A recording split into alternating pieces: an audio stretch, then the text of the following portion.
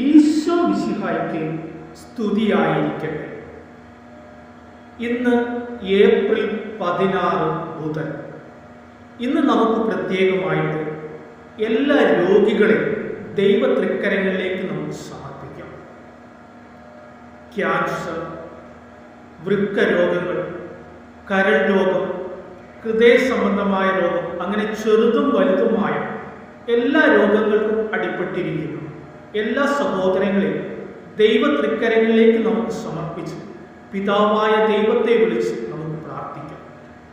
അവർക്ക് സൗഖ്യം കൊടുത്ത് അനുഗ്രഹിക്കണമേ എന്ന് നമുക്ക് ആത്മാർത്ഥമായി പിതാവിനെ വിളിച്ച് പ്രാർത്ഥിക്കാം.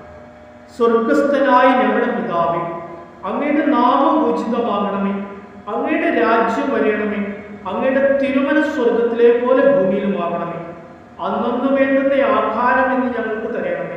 ഞങ്ങളുടെ കടക്കാരോട് ഞങ്ങൾ ക്ഷമിക്കുന്നത് പോലെ ഞങ്ങളുടെ കടങ്ങളും പാപങ്ങളും ഞങ്ങളോട് ക്ഷമിക്കണമേ. ഞങ്ങൾ പ്രലോഭനത്തിൽ വീഴാൻ ഇടയാകരുതേ, ദുഷ്ടാരൂപി ഞങ്ങളെ രക്ഷിക്കണമേ.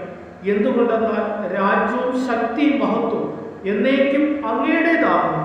ആമേൻ. സ്നേഹമുള്ളവരെ, വിശുദ്ധ വാരത്തിലേക്ക് നമ്മൾ പ്രവേശിച്ചിരിക്കുകയാണ്.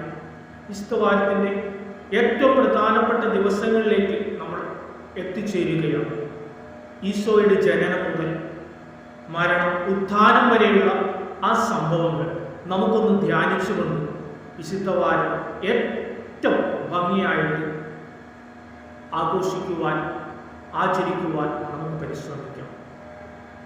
ബത്ലഹേമിലെ ഈശോയുടെ ജനനം, ഹെറോദോസിനെ ഭയന്ന് ഈജിപ്തിലേക്കുള്ള പാലായനം, അവിടെ നിന്ന് തിരിച്ചുള്ള പാലായനം, നസ്രായൻ എന്ന് വിളിക്കപ്പെടുവാൻ വേണ്ടി നസ്രത്തിലേക്ക് പോയി അവിടെ താമസിക്കുന്നു.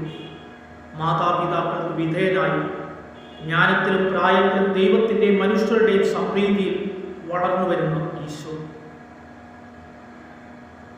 സ്നാപയോഗ്യനാൽ നിന്ന് മാമോദീസ സ്വീകരിക്കുവാൻ ജോർദാനിൽ മാമോദീസ സ്വീകരിക്കുകയും സ്വർഗം തുറന്ന് ഇവനെൻ്റെ പ്രിയപുത്രനാകുന്നു, ഇവനിൽ ഞാൻ സംപ്രീതനായിരിക്കുന്നുവെന്ന്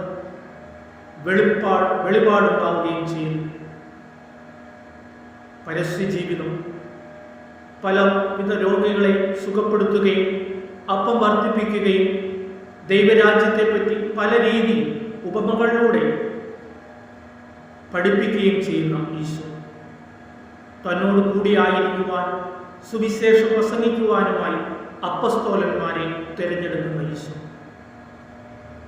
അവസാനം ജെറുസലേമിലേക്ക് ഒരു കഴുതയുടെയും കഴുതക്കുട്ടിയുടെയും പുറത്ത് ജനത്തിൻ്റെ ഓശാന വിളികളോടെ ദേവാലയത്തിലേക്ക് വരുന്ന ഈശോ ദേവാലയ ശുദ്ധീകരണം നടത്തുന്നു.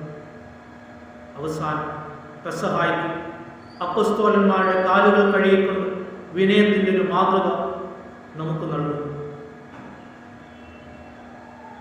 യൂദാസിനാൽ ഒറ്റിക്കൊടുക്കപ്പെട്ട് വിചാരണ നടത്തി 2 കള്ളന്മാരുടെ നടുവിൽ കുരിശിൽ തറയ്ക്കപ്പെടുന്ന ഈശോ മരിച്ചു, അടക്കം ചെയ്തു, 3-ാം നാൾ ഉത്ഥാനം ചെയ്തു, അവസാനം സ്വർഗത്തിലേക്ക് ആരോഹണം ചെയ്യുന്ന ഈശോ. ഈ സംഭവങ്ങളെ പറ്റിയെല്ലാം ധ്യാനിച്ചുകൊണ്ട്